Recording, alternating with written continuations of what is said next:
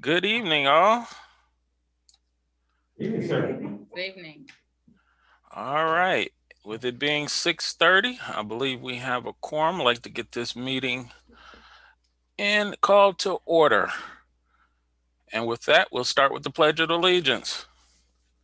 Would you care to join me, please? I pledge allegiance to the flag of the United States of America and to the republic for which it stands, one nation, under God, indivisible, with liberty and justice for all. Thank you. Thank you. I can actually see across the room. Looks like a bunch of little ants, but I can still see across the room. This is awesome.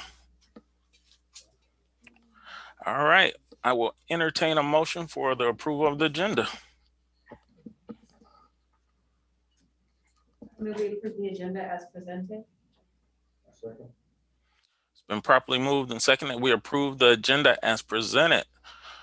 If there are no further questions, all those in favor, and I'm going to ask either Kathy or Monica to make sure we get a full count for me, please. But with that, all in favor? And all opposed? Unanimous, Mr. President. Great, motion carries. Thank you very much. Next up, Superintendent's report. Dr. Rodriguez. Yes, sir. A lot of things to kind of go through. I get to start with a few recognitions this evening, so very, very happy to start there. Very first thing, I want to talk about Mr. David Green, who has completed all of his MSBA essential training. So there is a certificate. Awesome. Yes, sir. Congratulations. Thank you so much for your service. Next, I get to present Monica Terry with a 3-year pin for completing 3 years Nice. of service on the board.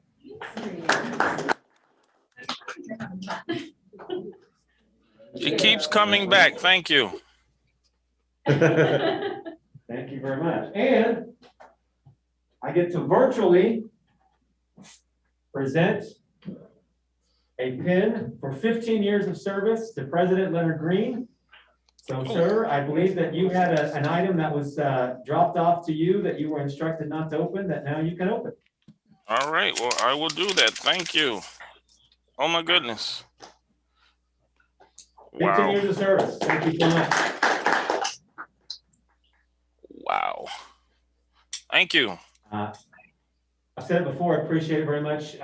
It is sometimes definitely not always glamorous and times tedious, but we appreciate your service being on the board. So thank you for all of you, but certainly wanted to recognize those individuals. So I get the privilege of actually recognizing a few other individuals as well. I'll let maybe Dr. King introduce or help with a few things, but I get to start with introducing you to Dr. Stephanie Amaya, who is the new Assistant Superintendent for Human Resources, and welcome her to the district. She comes to us from Park Hill, but I'm going to let her talk a little bit about herself and let you grill her as much as you need to. And but I'm very, very thankful to have her here in person, and I'm going to actually let her sit there, and I will let you guys talk to her, but maybe kind of let her introduce herself to you guys a little bit as well. Hello, I'm Stephanie, and I'm really happy to be here today. This is actually, I think, my 27th year in education. I've been teacher, social worker, counselor, principal, and have worked at district office. I have huge passion for public education, and I'm super excited to be part of the team in Grandview and serve your students. Sorry. Questions? That's your cue, Monica. Well, I was trying not to go first. Okay, I will. I guess it's my place. Welcome. So you'll learn from the many board meetings you'll be a part of that I am the resident question asker. So That's great. I will start there. So what made you want to come to Grandview? I know several people who work in Grandview. I know Dr. Rodriguez, and everybody really talks about the family here at Grandview. the wonderful things that are going on and how you put your heart into serving the kids around you. And I just really want to be part of that experience and part of helping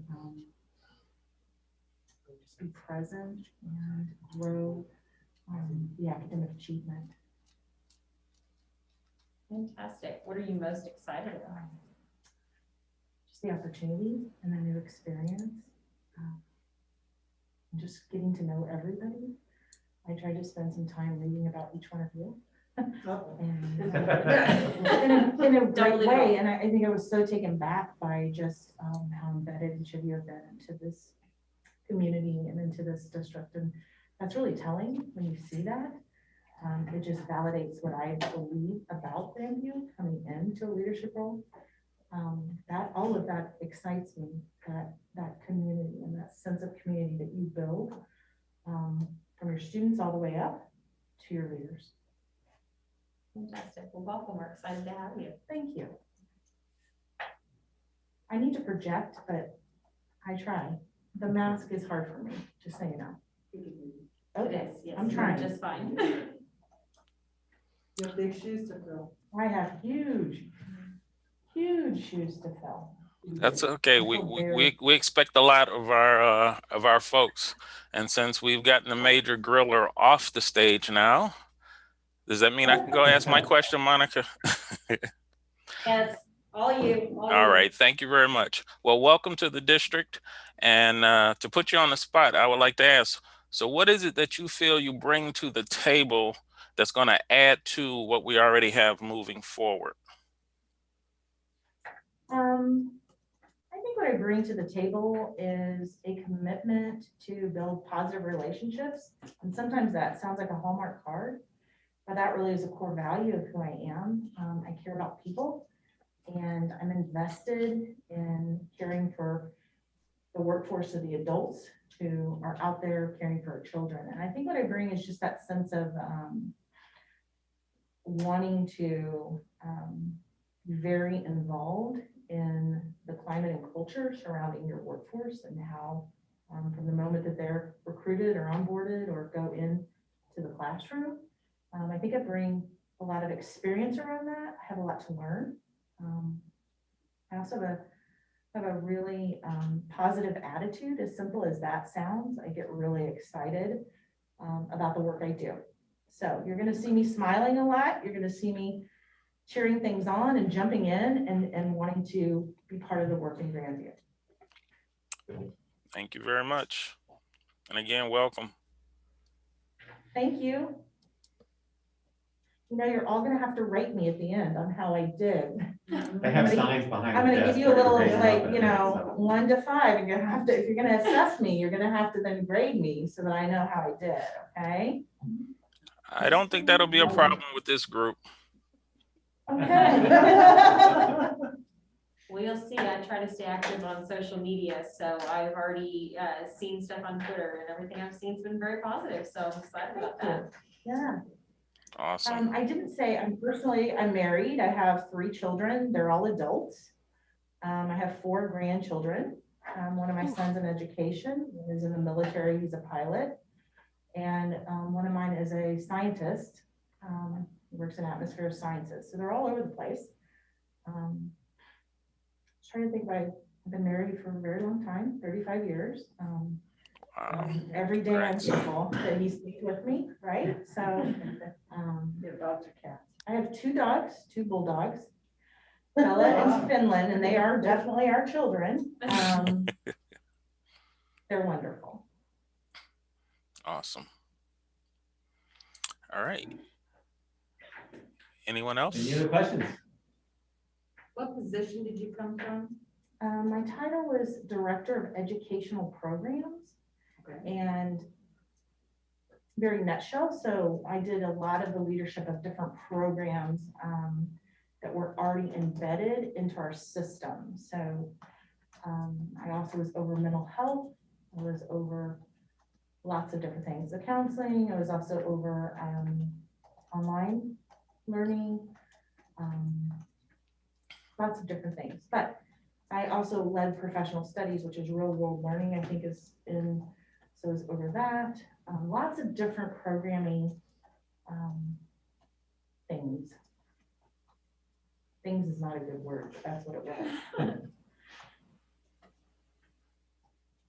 What was your biggest challenge being on over the online learning with COVID?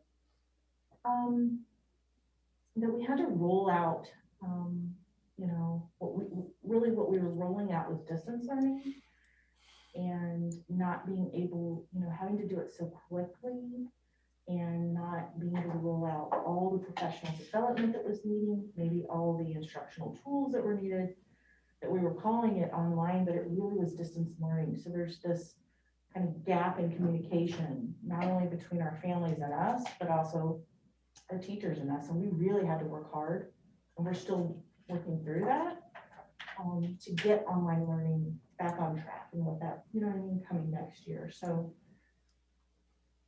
I think that's the clearest answer. It was big to get up and running and then sustain it. And now we're trying to rebrand it and try to get it back so that the right students are going into that learning modality. Mm-hmm. You know what I mean by right? Those that can be successful. Yeah. BOE actually is doing some of that distance learning. Oh, that's right. Yes, yes, yes. Good question. Any other questions? I'm extremely excited that Dr. Maya has joined our team. Not only her background in counseling, but certainly the mental health side, but also being a building leader. These are all characteristics that will continually make her a benefit to our team, very similar to her predecessor, coming out of the building leadership role as well. Kind of a background in alternative education at times as well. I mean, all those things, I think, are fantastic, and it's one of the things that make Ms. Deanna so successful in her job in building relationships that same way. Certainly Stephanie brings those exact same things. And so looking forward to having her here and doing everything you just said, President Green, and trying to take what we've done and certainly help push us forward so that we can continue to grow. Definitely. Looking forward to it. Thank you. All right, thank you very much. Thank you, thank you. All right, we have a couple other individuals that we want to introduce you to as well. And if you want to, okay. So these new individuals won't seem as new to you. They are Grandview, long-term Grandview employees. The first one I'm introduced to you is Miss Bridget Williams. If you recall, was an instructional coach and then served this year as an intern at Grandview Middle School as an assistant principal. She applied and she had the year-long interview process as well, but she applied and was awarded the position of assistant principal at Grandview Middle School. So Ms. Williams is here. Ms. Williams, if you'd like to say a couple things, and then you'll have some questions thrown at you. All right. Thank you very much, Dr. King. A little bit about myself. I am a Kansas City native. I'm also a proud Grandview graduate. I actually attended 8th grade right here in this very building. My passion for education started when I was a very young child. My older sister reminds me of stories of when I came home from kindergarten and lined up all my stuffed animals and dolls and taught them what I learned that day. So it's just in me. My personal mission or my goal in life is just to help people become the best version of themselves. After about 6 months into the instructional coaching role, I knew that I wanted to grow into an administrative role one day. And I say grow because I realized that it's a huge responsibility and honor. And I did not want to go into it until I felt that I was prepared for the task. And it just so happened that I was given the opportunity, and I'm very grateful for that. So I'll welcome any questions that you may have. Monica, that's your cue. Hello, Miss Williams. Hello, Miss Terry. We've known each other for a little while in different roles, so I was Yes, very excited to see your promotion to this position. So congratulations. Thank you for being willing to step up and take care of our youth in this way. So, you've been in multiple buildings in our district. You were obviously a student. So I'll ask you the opposite question. I asked her what she's most excited about, but I'll ask you, what do you see as the biggest challenge and how are you going to meet that? Oh, well, Sorry thank about you for that, Miss I'm Terry. running longer, so. I would say, I mean, just pandemic teaching has probably been the biggest obstacle and the challenge that we face to keep our students that have become disengaged engaged. And that's not a escape answer. That's just what is most challenging right now. I would say our biggest challenge, just being in different buildings. I would say it is an opportunity to really partner more with parents, because I do believe that it takes a village. And if nothing else, this distance learning has taught us that. And so how we can bring in parents into the process and bring them into our buildings, make them a part of our discussions more, and just and value what they also have to bring to the role of educating students. Well, thank you. Given that I have a kiddo still in that building, I'm glad to hear all that. Great kid. Ms. Williams has really taken this role and ran with it. I've probably seen more energy and passion out of her this year than I have in the 3 years I've been here, and it's a blessing, and it is wonderful to see, and I only see that in increasing. She says she has been a sponge this year, and she is ready to face all challenges when we have all full students back. Very excited to see where her career path takes her. I see her someday as a leader in one of our buildings, and that's the potential I see this young lady having. Thank you, Dr. King. That means a lot. Thank you, dear. The next one we have was also not a stranger to you. This will be Dr. Justin Larmy. He has been a teacher, an instructional coach, and this year was made interim assistant principal at Martin City. So he is returning to where he taught years ago as well, under the direction of Dr. Harris. So Dr. Larmy, you are up if you'd like to say a couple of things, and then we'll ask you some questions. Thank you, Dr. King. Yes, I actually student taught at Martin City first a long time ago. And then I began teaching in another district for a couple of years. And when there was an opening, I quickly came back and taught at Martin City Middle School for about 10 years. And kind of like Bridget, the path that has just kind of opened up for me has led to leadership. And I kind of got a taste through even being the department chair for the middle school ELA department. And that kind of led me to pursue other, opportunities. And so I became an instructional coach. And obviously that was a really great step in the order of leadership, and got to broaden my experiences a little bit.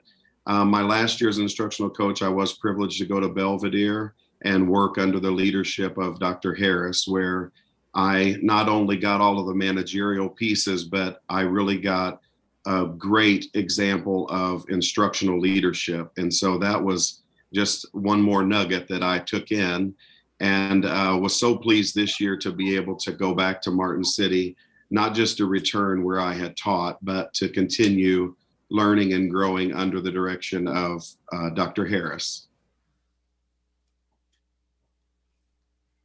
Any questions for Dr. Larmy? Oh, I'll ask before you ask me, Mr. President. So what do you see is the most important thing that you have learned, and how are you going to bring that into this new role? The most important thing I've learned, well, I think it is really something that I had thought before, and it's just been solidified, is just the importance of relationships and the professionalism aspect. And that goes across the gamut from students, parents, colleagues and leaders in the school and in the district. And I think that bringing that, into our building where we are now, the benefit of that and having realized the importance of respecting one another and building up colleagues. Dr. Harris has set a great example of, really building up our teachers and building up our staff and celebrating the expertise. And so I see myself just adding to that and helping change and develop a culture of high standard and high expectations. Fantastic. Thank you. I'm excited for you. Thank you. I have Any others? a couple comments and one more question. The comments are, I am so thrilled to hear the energy, to hear the commitment to building relationships, the commitment to the kids, and from the experience from within, because when you have people that are understanding of Grandview, it makes a huge difference and it helps to build those relationships. So I commend both of you on your efforts. Looking forward to seeing great things in the future. And I have one question for Ms. Williams. Yes. All right. As soon as I can click on the right button, I will ask you. And that is, seeing as though I have some ties over there to the middle school, I wanted to get your opinion on this background and see what you had to say. Answer correctly now. Come on. It is lovely colors. I love blue and gold. Okay, that's good enough. I will take it. Thank you so much. So I'm gonna follow up with Dr. Larney. So when I came into this district, he was an instructional coach at Butcher Green, applied for the position to be principal at Butcher Green, and was very disappointed when he was not given that position. I spoke to him and I said, trust me, you have a path here. He said, okay, I'm gonna trust you and I said, I'm moving you next year also as an instructional coach. He was unsure that was going to be where he wanted to go, but I said, trust me again. He said, okay. I moved him to Belvedere. He had a fabulous year. And then I asked him to trust me one more time. And we said, we want you to be the interim principal there. Finally, he has now realized the potential, but what he has learned, and I'm gonna embarrass you a little bit here, Dr. Larmy, is he is now so much more reflective and thinks in such a larger way than I ever have seen him do and this is in 2.5 years that I have watched you grow from being reactive to being proactive in your approach to problem solving and your approach to education. And I commend you on that. And I only see great things in your future. Thank you, Dr. King. I appreciate that. And I'll say on both of these individuals, I've known them, the 7 years that I've been in this district, had many conversations with both of them in different positions and different places to move them around at times. I'm very excited for their leadership and to see them grow in this district, and excited to see what's going to happen to them moving forward, because the district is blessed to have both of them here, and certainly the students are going to benefit from both of their leadership. So very excited for both of them. And the one correction I'll make though is she did not say Martin City K-8. So Dr. Harris, you get to ding her for that, just so you know. And I get credit for that because I did remember. So all right. Stephanie, you have to keep that on. okay, that is introduction of new administrators. Welcome aboard, everybody. Appreciate it. I'm going to go through just a couple quick things. Sweet Hot Jazz. Normally this month I'm talking to you about the concert that was held.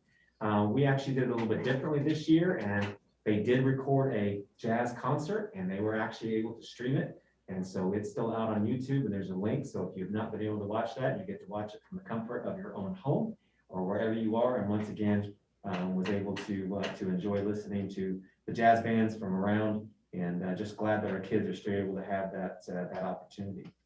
Basketball playoffs, as you know, our boys unfortunately had a little bit of an earlier exit. They did get to play. They had a chance to win our area and ended up losing over in Hickman. But they played really, really well, and it's been a good year of growth for that team. and I know the future is still bright there. Our girls have played extremely well all year. Obviously, we've talked about, our top scorer.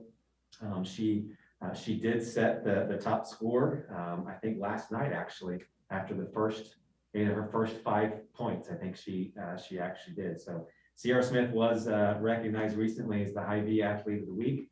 She has scored over 1,500 points, and she is now the highest score in boys or girls athletics. Wow. So in Grandview District. So, and she's a junior, folks. She's still got her senior year ahead of her.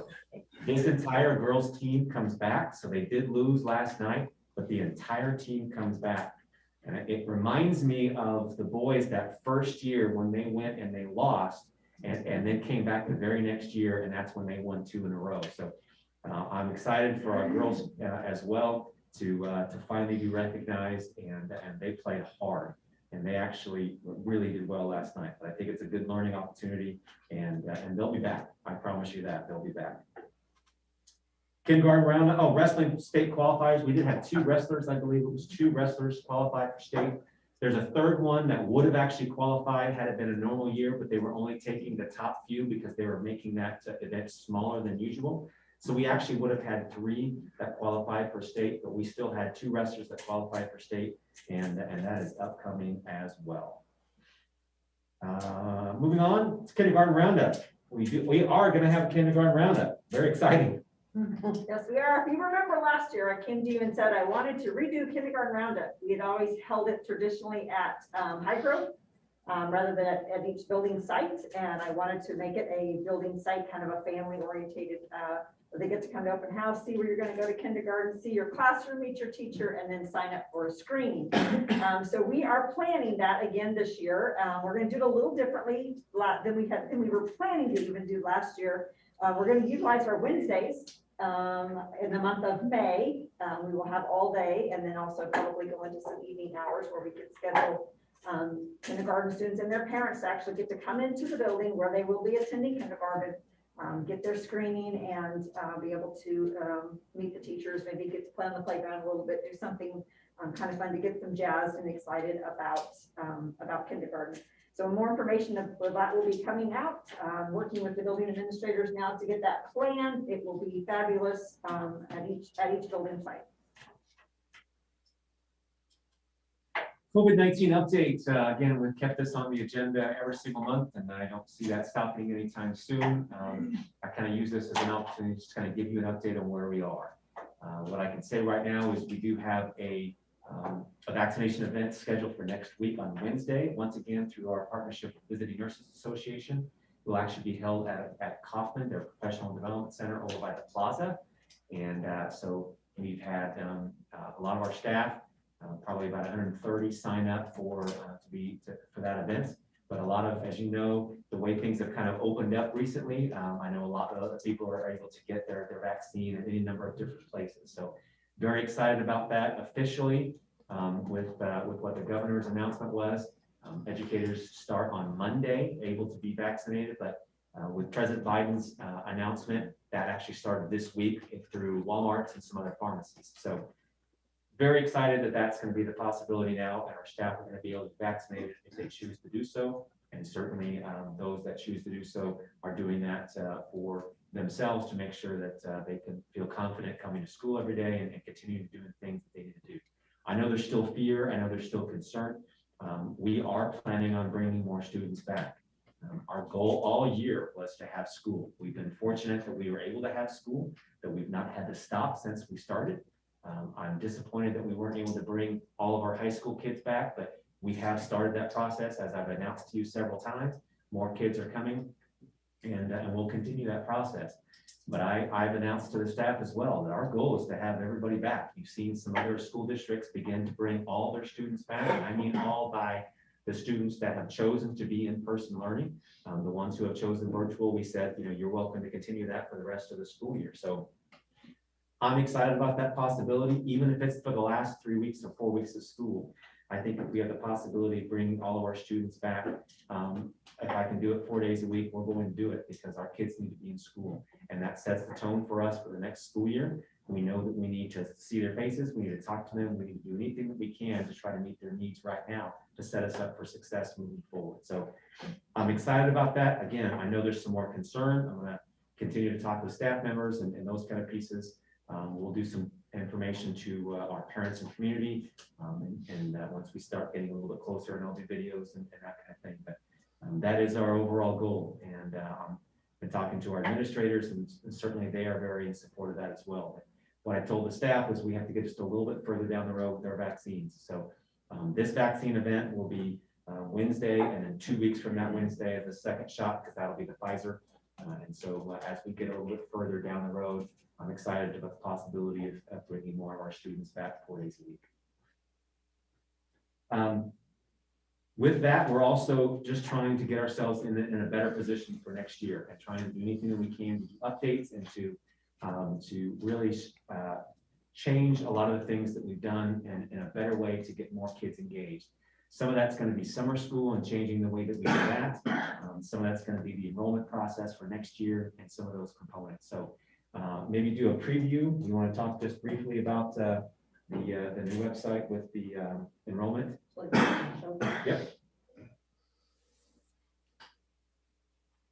So this has been a massive joint effort, a team effort with the high school staff, the high school pathway leads. You remember we paid 4 teachers. Actually, we paid 5 because we got an extra one for their academy leads teachers, and they're really kind of spearheading all that work that we're doing around the Kaufman work. The counselor, Scott Sizemore, my director of technology, and Liz McCracken, my director of curriculum, have really worked very, very hard to be able to create this this website that is going to go live at the high school. This will be directly on the high school webpage, where students will be able to go in here to start looking at how does your high school career look and feel, and it's all color coordinated. You will be able to do this yourself, be able to look through. So we have all of our pathways will now be color coordinated depending on where it is you choose. And we do have a global pathway. At this point, anything that doesn't fit into one of our predetermined academies will be labeled global until we start to figure out where that actually lies and goes in there. So we will have this graphic or website, and then as you start to scroll down, the students will be able to then start to choose, here are the core classes I'm going to have to take. And then what the very coolest thing of this is, if anything you hover over, you can click, students will be able to click on it. It takes them right to that same, they scroll down and they will see all the courses that they can take. Prerequisites, the course descriptions, anything that they're going to be able to take. And they will then go on and be able to enroll. That gets vetted by the counselors, and then that becomes their schedule. So they will actually be able to go through and see any course in any academy and where they need to take it as a freshman, a sophomore, a junior, and or a senior. So we're going to go down to another, go back, and then maybe go to another one. So they can kind of, as we start going through there, as we go down, let's say I'm going to be taking, I've decided I want the manufacturing pathway, which is green. I would be able to go through that and take my core courses, but then I can click to see which kind of pathway am I wanting to take, where am I going to want to go. I click on any of it, and it gives me all of my classes that I would be wanting to take for any of the classes that I would take to go into as electives and those kind of things into those pathways. So we're super excited. It's a work in progress, but I do want to commend, I have several people I want to commend. Sheila Jackson, Dr. Rudolph has been instrumental in working with Ms. McCracken on getting all of our coursework figured out, our course codes corrected, core data has been corrected. I want to commend our Pathway Academy leads, Pamela Burham, Molly Mokler, Daniel Strang, Jim Newland, Don Sutcliffe. They have all been, I forget one of them. Yes, I forgot. Got one more. Who's my help one? Anyway, they've been instrumental in making sure all of this stuff is done and done well. And I'm super proud of every single one of them. Serrano, Kyle Serrano is my other one. Just couldn't think of her name. So anyway, I do want to say this is one of the first times this has not been siloed. This has been very much of a joint effort to make sure this gets done and gets done well. And I think this is going to provide our students with a better visual understanding of what's offered at the high school and what, where they need to go next for their particular academy. Yeah, and with 3 of you on the board that either have current students that are in high school or just recently had someone in high school, you know that it's always been that regular course guide that's been awful. But it's hard to update. We just haven't really been able to do the things that we needed to do. But certainly with the pathways and the things, we needed to update that so that we can roll these things out, and we needed progress to be happening with those components. And most people are doing everything online anyways. There's no reason to have that printed guide that we're actually giving people and then trying to figure out how to thumb through, or here's the PDF of 500 pages for you to find everything. So we hope that this will be helpful and beneficial. And like she said, it's a work in progress that we'll continue to update, but getting something out there that people can say, well, now why don't we do this? I mean, at least now we have something that's out there, but I definitely commend the team that's been a part of that, and certainly a lot of hard work by people at the high school to get this together. Is this live now? It should be live now. We were working through up until like 3 o'clock this afternoon. We were like, wait a minute, that course code, we need to make sure that one's on there. So we were kind of making sure that we're working. So the idea is now that they can open up online reg. I mean, kids can start enrolling for next school year. What do I need? And having joint conversations with counselors and their WIN teachers about getting us in the right courses, so that what we want to avoid is in the end, it's like, oh my gosh, we don't have you a schedule. Let's just throw you in every class that there's an opening in. And this way, this is going to guide our master schedule, because if we have a lot of kids that are enrolling in a certain class, we need to add another section of it rather than saying, no, you'll have to take that later. So we're really going to use this to guide our master schedule as far as like where we placing teachers and how many courses of whatever we're going to offer. And is this from just our regular website? So This will be on, yeah. So you'll be able to link it from the high school website. Okay, cool. Yep. And it'll be there all year. So you can go like, what do we need to do next, guys? Yeah. Yeah, it'll help us with a lot of different things, but in particular, as kids are even going at the high school from one semester to the next semester, or schedule changes or any number of things, that's always going to be live in there. That's the path. Board priorities update, the one thing that I would highlight, certainly there's always several different pieces, but as I've told you before, and in the last couple of meetings leading up to this one, when we have the next meeting, we'll already have been past the April ballot. So there's certainly been a lot of presentations that have been done over the course of the last several weeks. There's several more on there. I have presented to every single Chamber of Commerce, to Rotary, to a variety. I did the South Kansas City Alliance this week. I was also on Facebook Live Tuesday morning, I think Wednesday morning. Tuesday morning, I'm losing track of days. That was Tuesday morning, and so trying to do that. We'll have another opportunity in an evening Zoom for more members of the community or anybody else that wants to join in, so that we can answer any questions and just provide the information. I want to make sure that everybody is fully aware of what's going on, and if they have any questions, have an opportunity to do that. So certainly it's been a long yet short, about 5-6 weeks of presentations and trying to get all the information out there, but been very, very happy with the support that we felt from the community and from the businesses. And so answered a lot of questions and a lot of things, but definitely in a good spot with getting the information out there at least. So happy to answer any questions, but if not, that is the very long superintendent's report for the evening. I have a question. Yes, ma'am. So I know you're really good on the social media, but now that we don't have a local paper, what kind of print media are we putting out? Well, I know there are any number of different things that we've been trying to do to get the information out, and certainly with our own community, trying to do emails and trying to, at least with our own parents and things like that. I know that there are other groups that are sending out mailers and some other things for supports and stuff. And so, you know, the school district's not affiliated with that, but certainly I know that those things are happening as well for addresses and trying to get as much information out there as we can. School district did send out a lot of information out as best we could to all our parents and patrons, and just trying to get the information out. I'm not gonna lie, it's definitely more difficult in that regard to not have the local paper.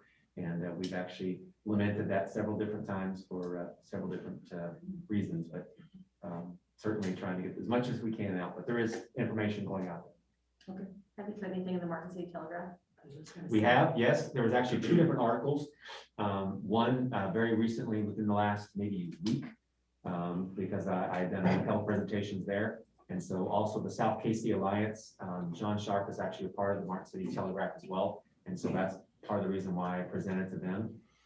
Most of that district is kind of in the Hickman Mills Center area, but they do have a piece of ours as well. So we just wanted to make sure that we broadcasted it out as much as we possibly can. So it wasn't a Telegraph, and certainly the Martin City side was something that we've targeted.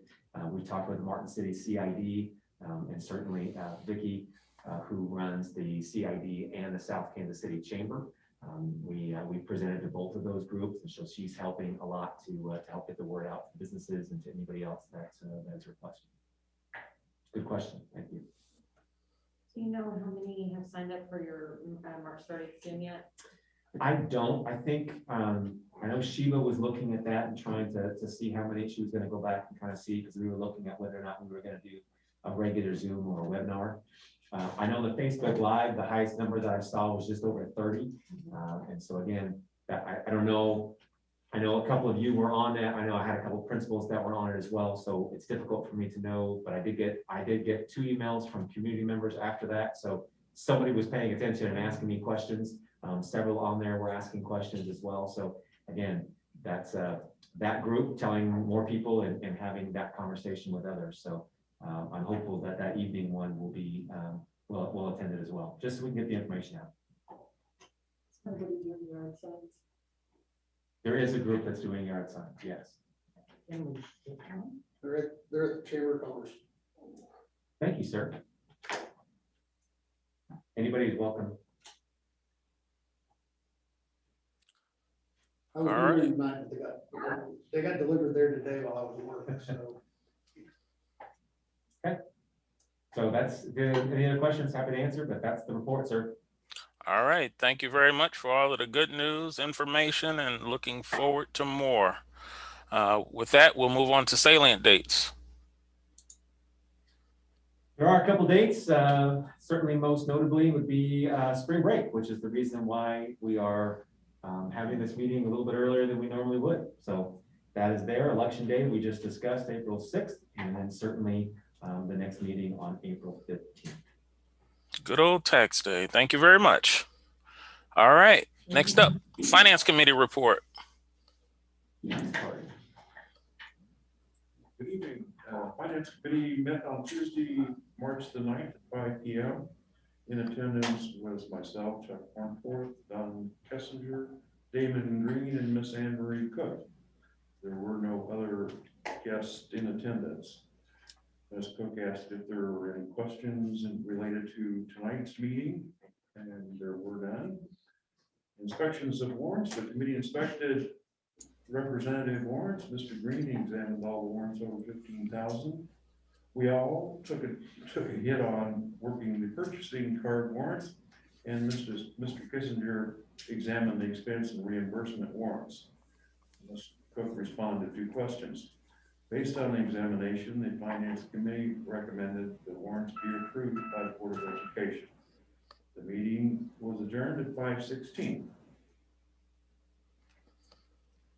All right. Thank you very much. Appreciate it.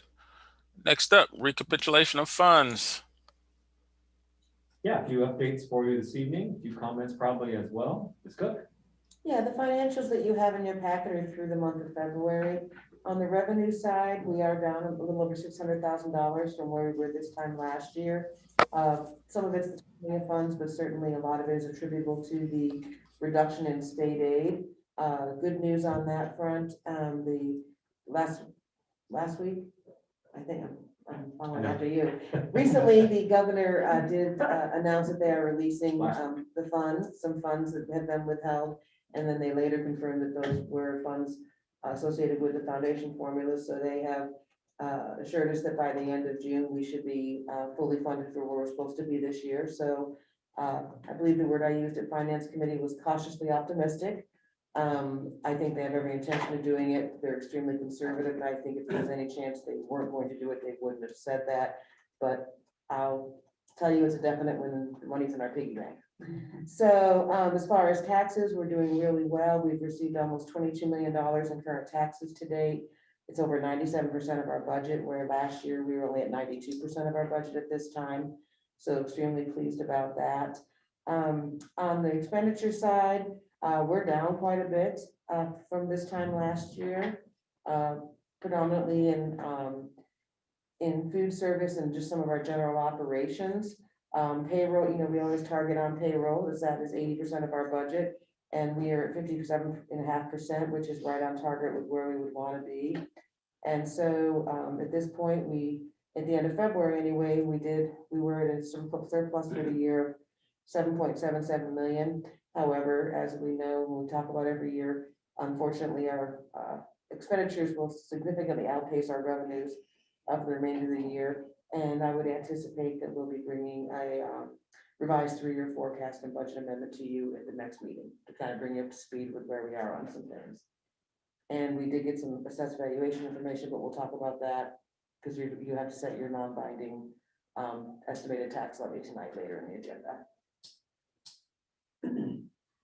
Happy to answer any questions, but certainly cautiously optimistic definitely continues to be the case, and we'll have more conversations, as we said just a couple of weeks ago, around the ESSER funds that we anticipate getting.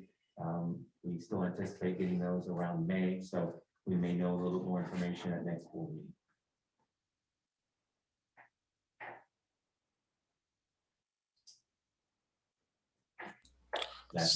Sounds like a plan. Thank you very much. We'll have to keep looking forward and planning for the worst and hoping for the best. All right. Audience participation. Miss Secretary, do we have anyone that's registered to speak? No one registered to speak to an agenda item, Mr. President. All right. Thank you very much. Move to approve the consent agenda as presented. Did you just move? I think he's asking for it. Okay. I'm sorry. Yes, I'm asking. Okay. Not to be forward or anything. Whatever you can, I suppose. I mean, yeah, I don't know. I mean, we approved the consent agenda as presented. Second. It's been properly moved and second that we approve the consent agenda as presented. All those in favor? And all those opposed? Motion carries. Thank you very much. Next up, action agenda, and that's going to be, as soon as my student success focus area, program evaluations. Yes, sir. We got a few things to talk to you about this evening. Very excited about those because it's always good information to have. So, Dr. King. All right, this evening we have two evaluations that we're going to do together because they both involve High Grove Early Childhood Center. So we're going to do the Child 1 Early Education, and we're also going to do Parents as Teachers together in one presentation. And for that, I have Ms. Stephanie Bradley, who is our principal at High Grove Early Childhood Center, to take us through that. Ms. Bradley, you are up. Good evening. I always seem to get to present on the night when everybody has a whole lot to say. So I get all nervous, but I feel pretty good tonight. Okay, so I'm going to talk to you guys about Title I Pre-K and Parents as Teachers. And make sure my computer's working. So a little bit about Title I Pre-K is that the purpose of our program is to provide early intervention for educationally at-risk students. If you'll see there, it directly aligns with our district CSIP goal, Focus Area 2 of student success. And you'll see listed there are 2 teachers, our full-time paraprofessional, and then we also have a long-term sub who's been with us since the start of the school year. Some of the strengths of our program are that the purpose of pre-K is to get students ready for kindergarten and entry into elementary school. Currently, some of the skills we're working on are using grade appropriate text and students being able to respond to those. We're doing one-to-one correlation with numbers up to 20. And we're also providing structured opportunities for learning school behaviors and then providing play-based hands-on learning opportunities to increase development.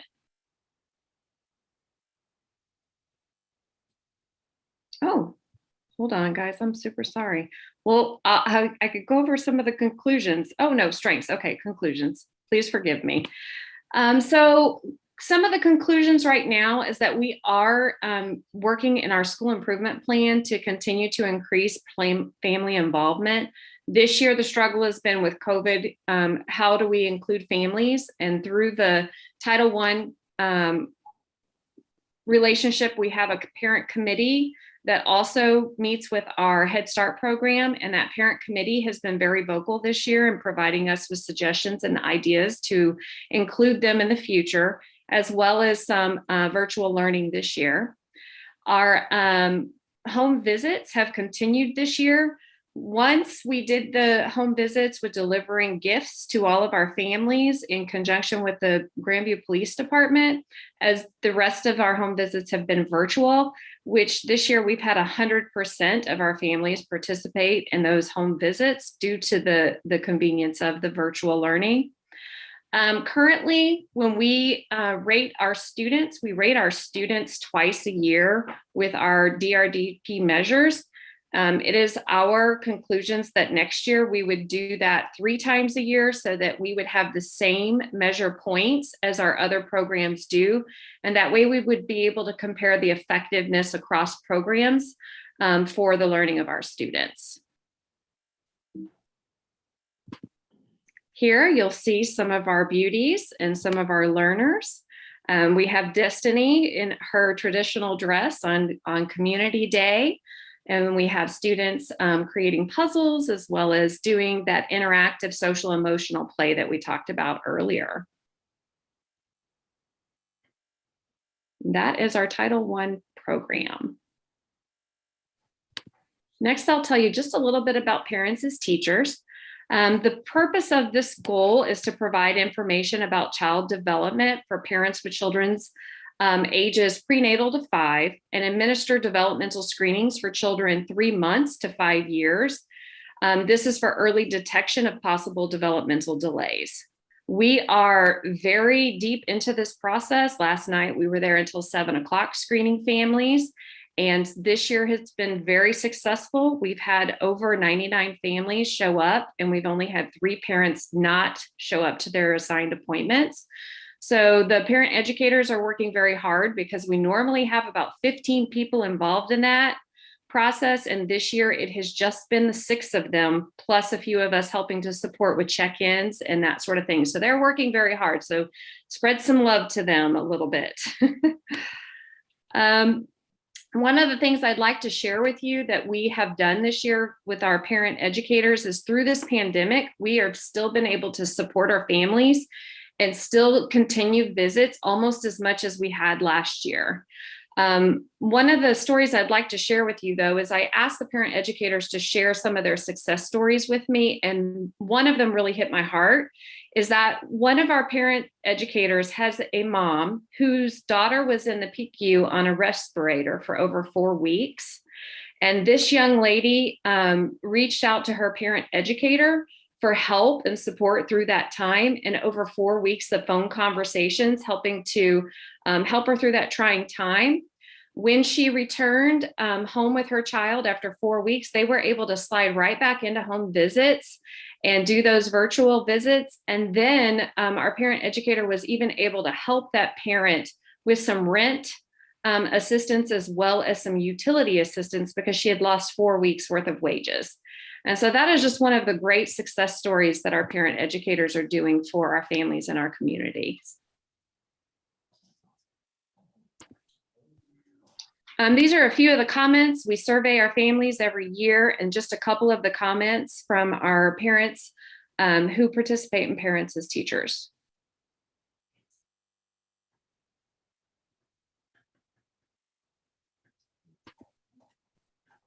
And then just a little bit about some screening updates that we made. Last year, we did a total of 290 students in screenings over the course of an entire school year. And 91 of those students were pre-K students that entered our program.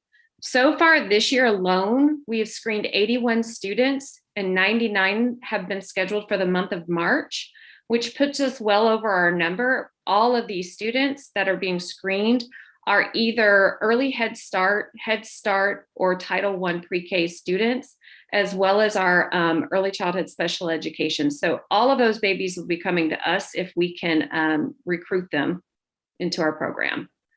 And then also one of the updates we made to our screening process is in the past, we only screened once a month. And that was people were put on a waiting list for screening.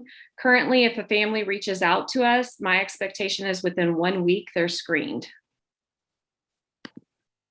And those are just a few of our home visits. If you'll look here at the top corner, that family is picking up SB6 materials and supplies. We've put in process a very safe way for them to come and continue to utilize the SB6. And then we're super proud of our dads who are participating with parents as teachers. And all of these pictures that you see here, other than the 2 deliveries, are screenshots from Zoom pictures and Zoom family home visits. And that is all I have for you. Do you have any questions for me?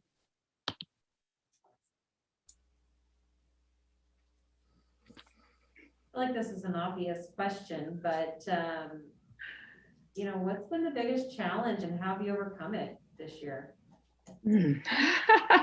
Actually, as it pertains to Title I is enrollment.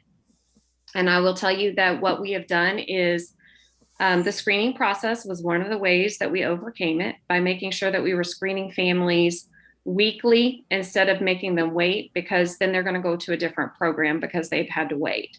And so that turnaround of getting them enrolled and into our program has been reduced down to about 2 weeks versus over a month. And that's a long time for a family to wait. The other thing is virtual learners, pre-K students, 4-year-olds, they love being on iPads, but they love watching SpongeBob while they're on iPads. So one of the ways that we've combated that is just with conversations with parents, setting and reminding norms for what it looks like if you're going to be on a Zoom with a pre-K student, really having those home conversations. And my staff will tell you that they have better relationships with their parents this year than they've had in any years past.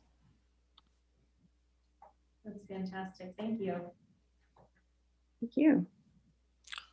I just have a comment regarding the parents as teachers, because that goes way back with me. Both of my children came through the district, and I remember the assistance and information that they provided. So thank you for continuing, and look forward to hearing more success stories.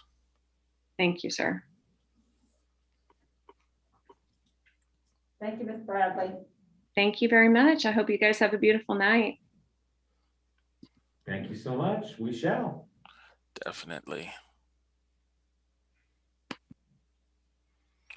We have one more program eval, and that's going to be from our lovely Miss Cordier, who we get to see almost every month now. She's going to do some community education for us. Take it away, Miss Cordier.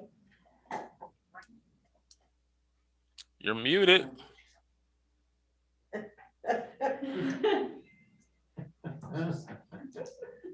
Thank you. I am so very sorry. Good evening, everyone. I am going to go share with you very briefly the information or the evaluation for community education. Within community education, there are 2 programs. The first one is the Missouri Option Program. That very quickly is it targets students who have the capability to complete the Missouri high school graduation requirements, but for various reasons, they are lacking the credits to graduate with their cohort class. For a student to be considered full-time in the MOOPS program, they have to complete 15 hours of coursework along with 15 hours of community service or have a job. Some of the strengths of the program are listed in the evaluation, taking the test, passing the test. We have had a very great success rate. There have been, last year, there were over 44 students that went through the program and graduated. Another one of the strengths would be the working collaboratively with the high school counselors and administration to identify students that have dropped out or could possibly drop out. Actually getting them in, getting them to take the test and into the program. Of course, some of the concerns that we have of the program is a majority of our students struggle with online learning. So just getting the kids back in the program and getting them in person is one of the concerns. Another concern that MOOPS is facing is that some of the parents and the students see this as an easy way for them to get their high school diploma. They don't understand that there is a test that they do need to take in order to get into the program, the coursework that is needed, and then finally taking the HiSET test to pass. So I think that one of those concerns is just the information that we need to make sure that our parents and our students have. The second program is Community Academy. Definitely Community Academy was set up after quite a few years of not having a community education program. This is a way for us to enhance the lives of our community through collaboration and learning. Strength of the program is I shared with you last month about our partnership with Literacy KC. The pictures that are here on the slide was the first night. I spent a little time with them, making sure that they had everything. So I'm very excited about that program and that partnership with Literacy KC. Of course, some of the concerns that we have for Community Academy was just because of COVID. Last year, we had planned to have 2 classes, first semester, which we were successful in, and 2 classes second semester, but unfortunately, we had to cancel. So now it's just getting the gears started back up again so we can get Community Academy in, running, and enhancing the lives of our parents. One thing that we are very excited about are the 2 future projects that we will have. We will have a live webinar with signs of suicide that will be scheduled in April. And then also in May, we will have a recorded session, a window of a week that parents can just go in to the district website, get the link, and get the information. So we are examining other ways than besides using an actual facility and having parents come in face to face. We are going to see what the participation rate on the 2 classes that we have both in April and May. Some of the recommendations that we have is, first of all, Missouri Options will begin to check in twice a month with high school students and work collaboratively with the high school counselors to identify any students that have dropped out or considering dropping out. Definitely identify them, get them in the program, and that will increase our overall graduation rate. With Community Academy, it is one, examining other ways that we can provide the classes, which will be the webinars, continuing the work with the District Director of Special Services and our district social worker, and providing classes that deal with social and emotional support and resources, homelessness, finance, and all of those particular topics were identified as needs in the community through our survey. And finally, continuing to develop specific goals that encompass our district CSIP plan, Focus 5, that increases the communication and the involvement with parents, with our students and the community. Are there any questions?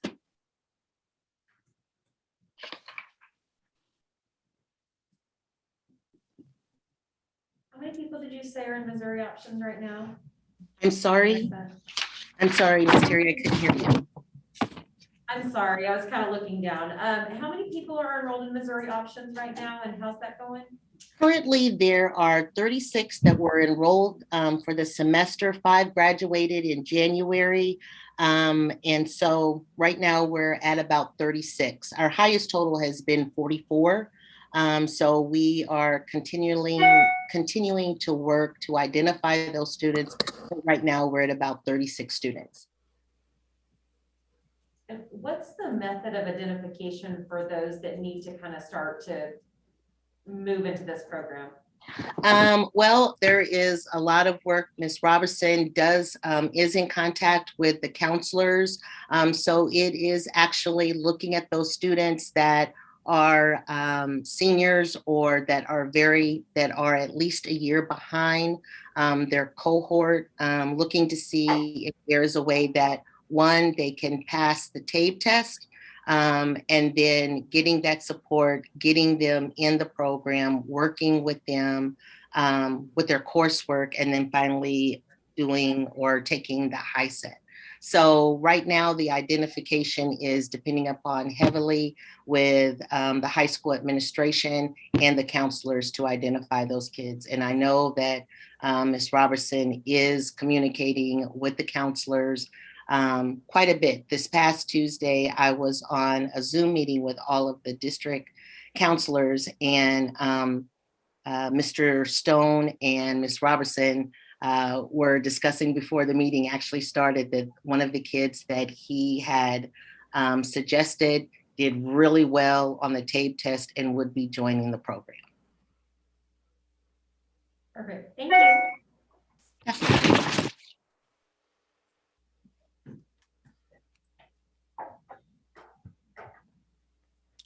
Any other questions?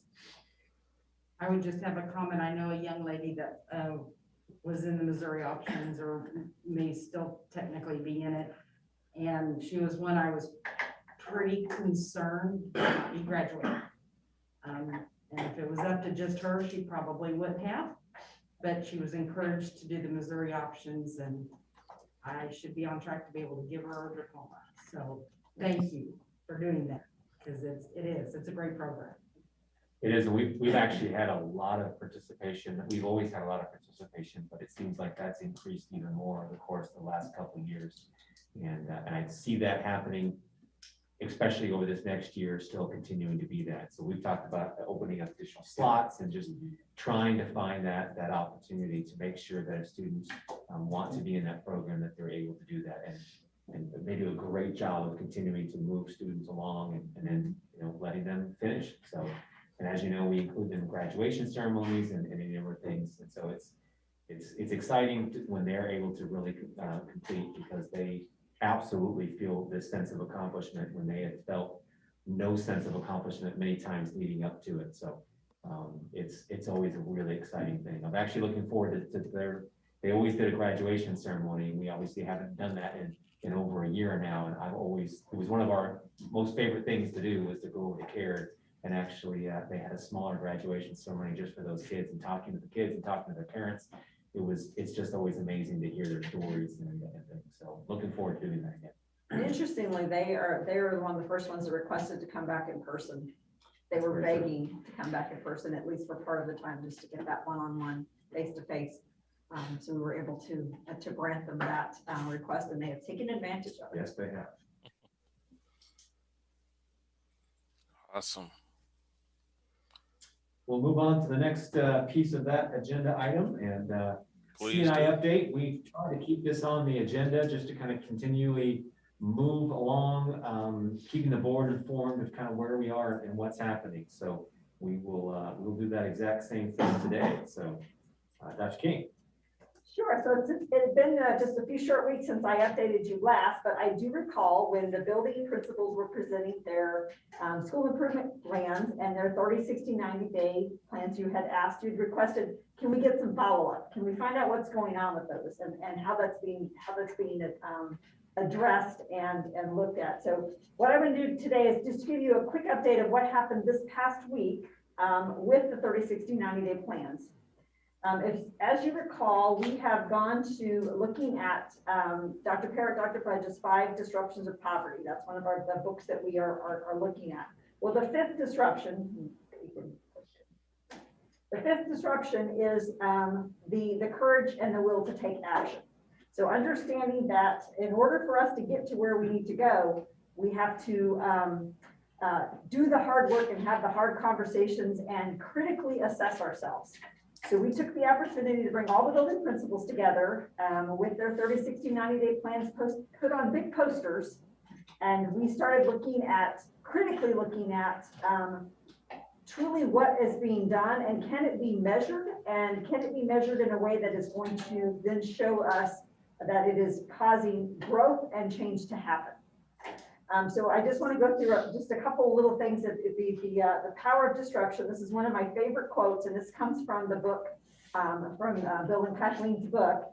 But I want to go ahead and read it because I think it's it kind of framed the whole entire day that we were looking at. There is nothing changes without disturbance, since it is people who change things, and that means change can't happen until people are disturbed. It is in this place of discomfort that we expand our beliefs and our innovations are born. When we are disturbed, we change. So it's understanding that if we are to remain comfortable and we are to remain feeling good about everything, we will be in status quo or mediocrity. And so I really challenge them to think critically about their own plan and then also critically assess each other's plans. I'm going to give just a little bit of background on how we do this. So the method we use is based in the science of change. And this was actually began in the business world that was adapted and taken over by the healthcare industries. And finally, education got on board and said, oh yeah, if it works for them, it might work for us too. So looking at the science of change, how do you make change happen in an incremental and systematic kind of way? And so there are 5 ways that we have gone about it this year.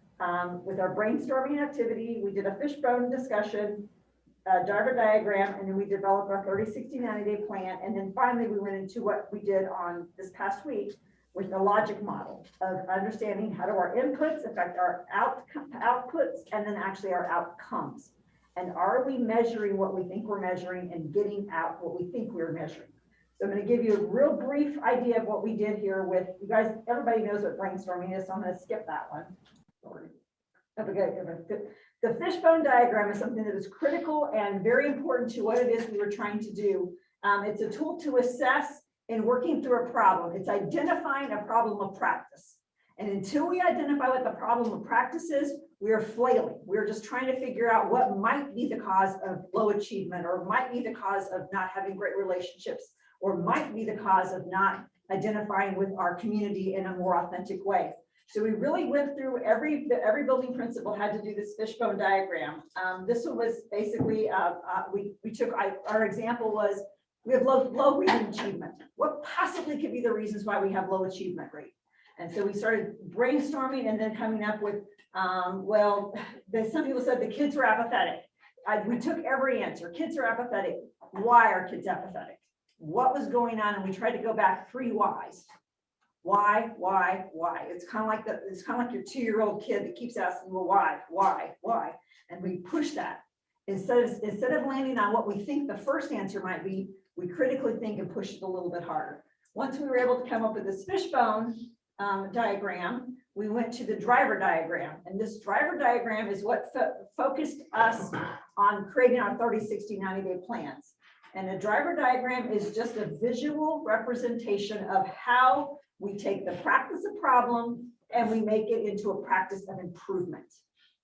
And every building principal created a driver diagram for all of their goals that became the 30, 60, 90-day plan.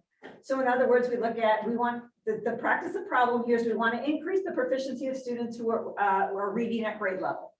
So then we look at what are the primary root causes we believe at this moment, based on our fishbone, that could be causing it. And then we think, what would be the change ideas? What is the theory of improvement we want to implement?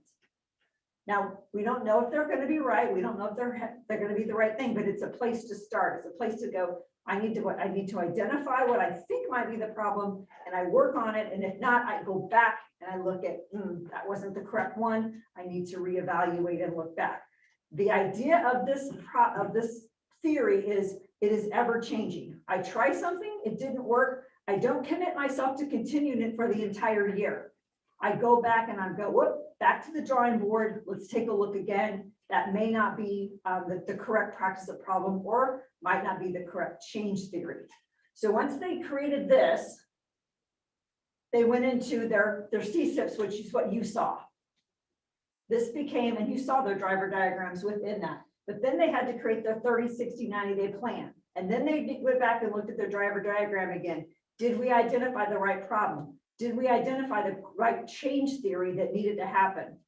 If they did, we continued, and they created their next 30, 60, 90-day plan, and so on. That's kind of what we were seeing. So what I had them take at this point is understanding how this all starts aligning and how one thing builds on another, and that straight line. I mean, I think I've mentioned it before, is with school improvement, sometimes we have all these plates spinning in the air and we think that's going to get us to where we want to go. And the whole idea of creating this kind of new 30, 60, 90-day plan was to bring all those plates that are spinning into one straight line and get them spinning in the right direction.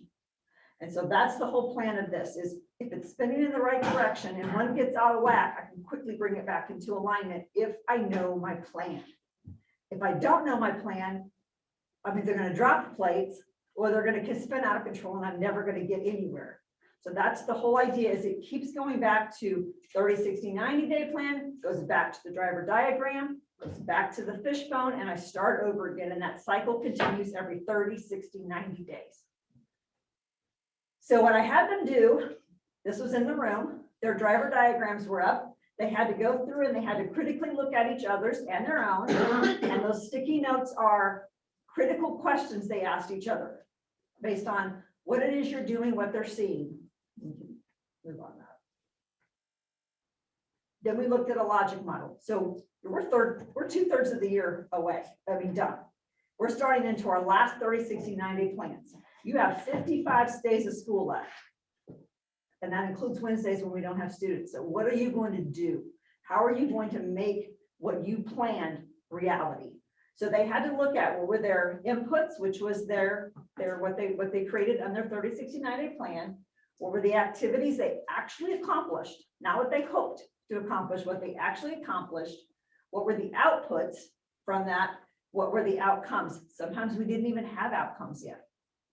And that was okay. If we started something, but we actually didn't see the fruits of our labor yet, we had to determine why. Was it something maybe too long-term? We needed to look at short-term goals, midterm goals, and long-term goals with it. And then finally, what's our impact? We're not going to we shouldn't see impact, a great deal of impact yet, because that means changed practice. And quite frankly, we haven't got to the point where this has been implemented long enough where we see sustained change practice. So what they did is they had to go through, it was a working day. They had to pull all of this together, looking at how do I pull everything that I've done in this and how does it feed into this logic model? And it was a working day for them. They created then their own logic models. These are principles logic models that they had, and these are big posters that we had hanging up. And then they had to go around and critically assess each other's, and then have a debrief session at the end where we were looking at, truly, are we doing what we need to do? So pretty much the consensus of the group was, wow, now that I see how it matches, I really want to go back and I'm going to be so much better at it next year, making sure that I align my activities with the driver diagram, the fishbone, because they were saying we did these great activities, but it never really addressed the practice of problem. We've never got to that point yet. So them getting to start to see how the change process works, I think was invaluable. And I think we're gonna start, they've already altered their last 30, 60, 90-day plans based on the fact that they were like, if we're truly gonna see outcomes from this, we're gonna have to go back and change a little bit of what we did as outputs with it. So that's kind of briefly in a nutshell. I wanted you to know that we are revisiting this quite often. That's the thing I was gonna show. Revisiting this, and I hope to bring you by the end in May, I will just be able to hand you what each building's logic model is based on the year.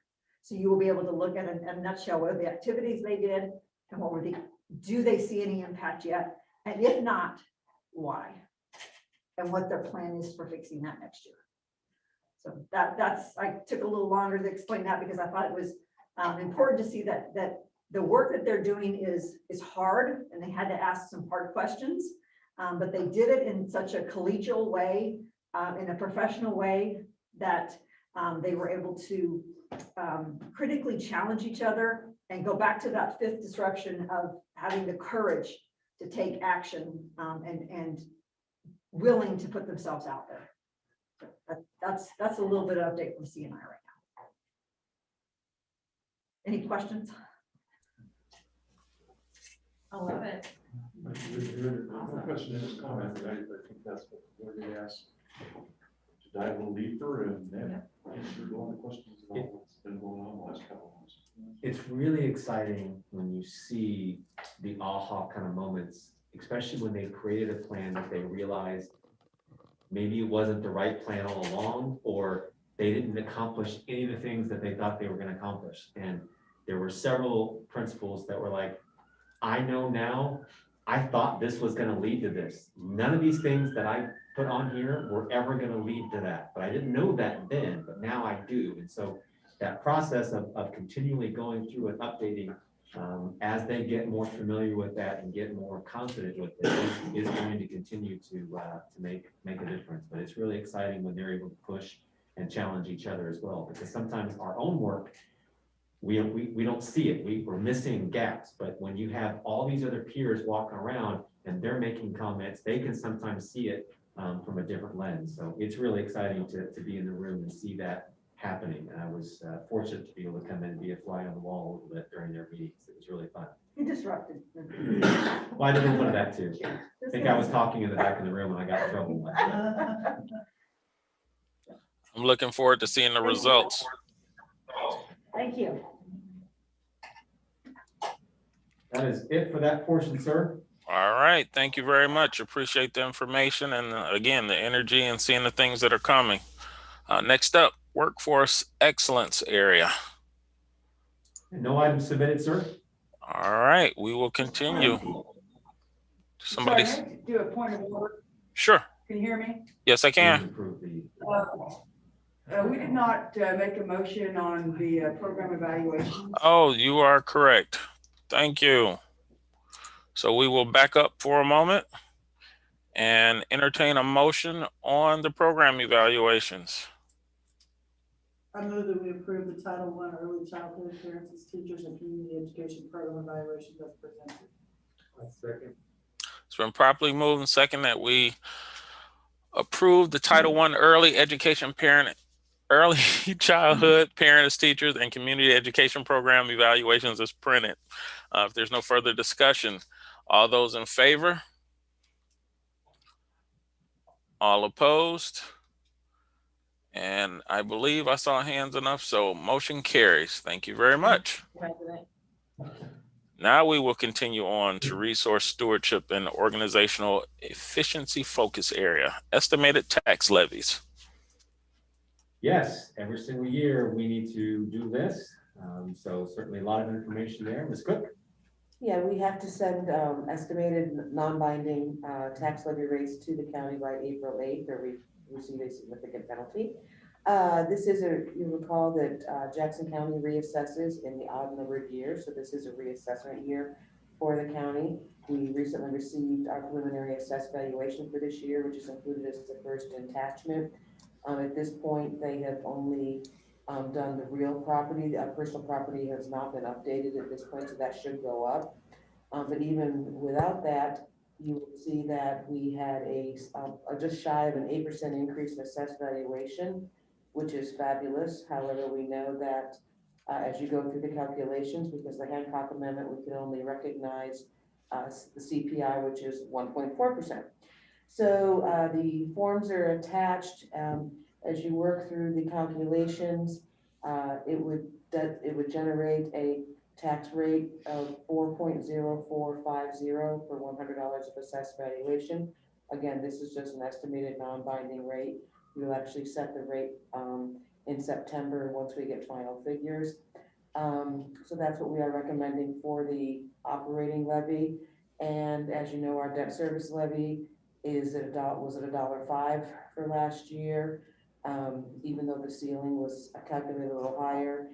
Similarly, this year, we're still calculating a little higher, but we would recommend the $1.05 debt service which is what we've had and kind of what we committed to when we placed an issue on the ballot here a few months ago. So at this point, I'd like to recommend that the board approve the estimated tax levy rates of 4.0450 for 100 assessed valuation for general funds and $1.05 for debt service fund for a total estimated levy rate of 5.095 for 2021. And once this is approved, I will get this information submitted to the county and we'll be good to go.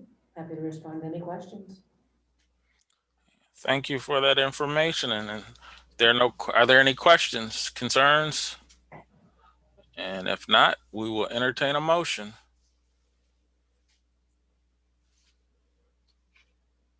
I move we approve an estimated tax levy rate of 4.0450 per $100 assessed value for general and teacher combined operating funds and $1.05 for the debt service fund for a total estimated tax levy rate of $5.095 for 2021. Second. It's been properly moved and second that we approve the recommendation as presented. There are no further questions. All those in favor? All opposed? Motion carries. Thank you very much. Thank you. Next up, family and community involvement. Sir, there are no items submitted for area 4 or 5. Awesome. We're trying to actually get out of here tonight, man. Next up, report of board members and agenda request. Don't everyone speak at once. I don't really have a report, but I just want to say, thank you to everyone who's still trying to provide some sort of sense of normalcy to our kiddos. I'll, speak to Sweet Hot Jazz. My son was in that, and it was awesome for him to get to still have that experience. And while I would have loved to have been there live, it was still really awesome to see online. When that was sent to me, I thought they did a really great job. And I just, being a parent in the district, and I know how hard it's been. And as a parent, it's been hard. As a board member, it's been hard to see things. And so I just want to say thank you to everyone who's just trying to survive and help these kids thrive as much as possible. So. I just wanted to thank, I don't know if it was Kathy or Kenny, for suggesting to Ms. Dane to reach out to the board members to read to the kids on Zoom for reading. I really enjoyed reading to the 4th grade class. It was a fun time. It was great. Good. All right, any other? I'd like to apologize for missing last month's meeting, but I had to work. I do appreciate all the gifts and enjoyed them. I tried my Grandview Middle School face mask off, but I look like a cartoon character wearing it. But I do love it all, and I appreciate it. Thank you very much. Fantastic. Any other comments? All right, I want to add just a couple things. One, piggyback on what Don said. It was wonderful, the gifts and just being recognized. I don't think any of us do this for the recognition. It's for the kids, and that's what just, I think, drives us all. Kenny, your staff, everyone, thank you so much, because you can tell it's about community. And that is what keeps us moving forward. We got to take care of the kids, take care of the community, and take care of one another. So thank you for what you do. And I also wanted to say I was able to sit in on that South Kansas City Alliance call. And as usual, you represent us well. So thank you for that. All right. If there are no other comments or agenda requests, we will move to adjournment. I'll entertain a motion.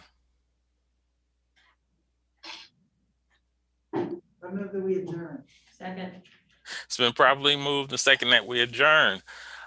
All those in favor? All opposed? Motion carries. Thank you very much. We are adjourned. Have a wonderful night, and thank you all.